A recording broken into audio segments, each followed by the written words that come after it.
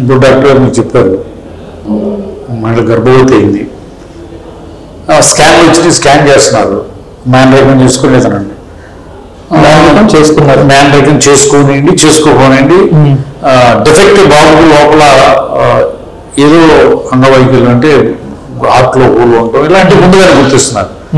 ఒక 7 నెలలు వచ్చిన తర్వాత ఆ డిఫెక్ట్ ని గుర్తించిన తర్వాత డెలివరీ చేయాలా లేకపోతే గర్భాన్ని తీసేయాలా, ఈ సందిగ్ధంలో కొన్ని అలాంటి సందర్భాల్లో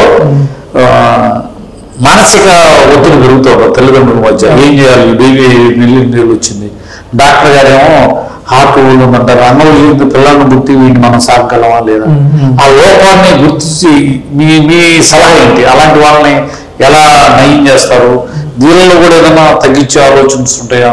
మెడిసిన్ ఇచ్చి బేబీ గర్భ లేకపోతే పుట్టిన తర్వాత కూడా తగ్గించే ఆలోచనలు ఉంటాయా? దాన్ని తల్లిదండ్రుల నిర్ణయానికి వదిలేస్తారా లేకపోతే డాక్టర్స్ నిర్ణయం తీసుకొని ఒక సలహా లాంటివి అని చెప్తారు? సో మెయిన్ తల్లిదండ్రుల నిర్ణయం అంటే అండి ఇప్పుడు ఆల్మోస్ట్ ఫీటల్ ఎక్కువ అని చేస్తున్నామండి.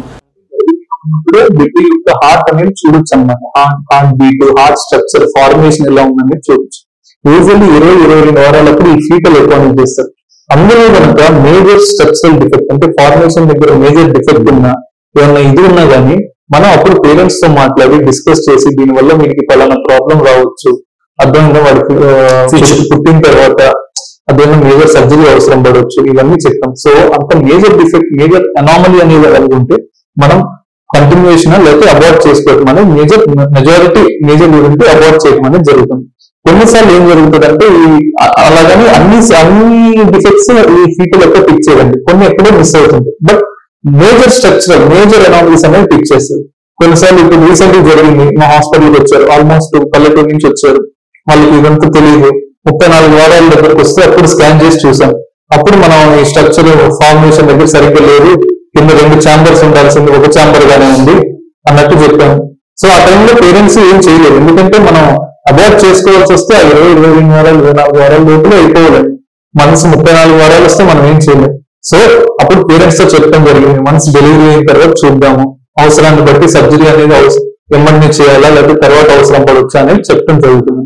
సో డెలివరీ అయిన తర్వాత అవసరమైతే టైం బట్టి సర్జరీ యొక్క డెసిషన్ ని బట్టి డాక్టర్స్ పేరెంట్స్ మాట్లాడి ఉన్న కండిషన్ ని బట్టి ట్రీట్ చేయడం అనేది జరుగుతుంది.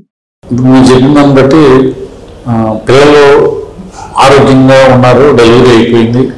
ఫస్ట్ పిల్లలు పుట్టిన తర్వాత నుంచి ఇప్పుడు ఎక్కువగా మీ బాబుని చూసామండి, హార్ట్లో చిన్న హోల్ ఉంది, వేజ్రీ.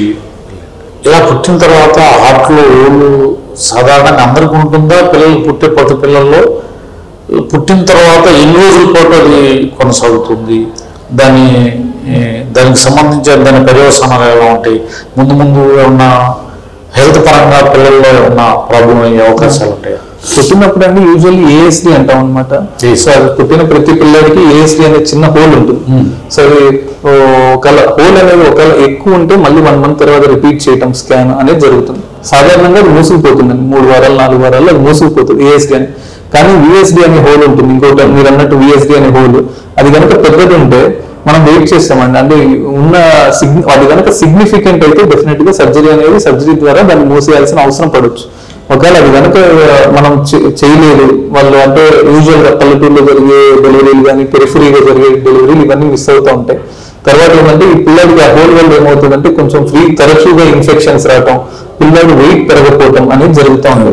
అప్పుడు వాళ్ళు వచ్చినప్పుడు ఏదైతే హాస్పిటల్కి వస్తామో అప్పుడు మనం రెండు పరంగా ఎక్కువ చేసుకొని చూసి ఈ ఇబ్బంది ఇదంతా కాస్ట్ చేస్తుందని సో అప్పుడు ముయ్యాల్సి వస్తుంది. సో కొన్నిసార్లు సంవత్సరానికి పడవచ్చు సర్జరీ, 2 సంవత్సరాలకు పడవచ్చు సర్జరీ, ఉన్న సైజుని బట్టి సిగ్నిఫికెన్స్ బట్టి చేయాల్సి వస్తుంది.